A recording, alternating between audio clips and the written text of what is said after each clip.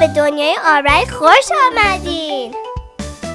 اینجا با هم شعر میخونیم. قشنگی داریم، شیر زیادی داره، این کمون زیبا چند تا رنگ داره، چند تا چیزای جدید یاد میگیریم.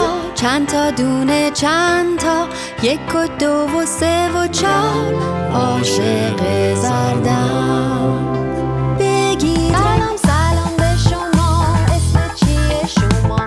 من آقا اسبه هستم، زیرم و خوش میگذرونیم.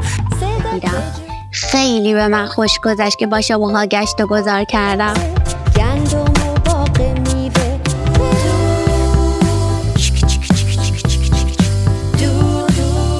پس ما رو دنبال کنیم.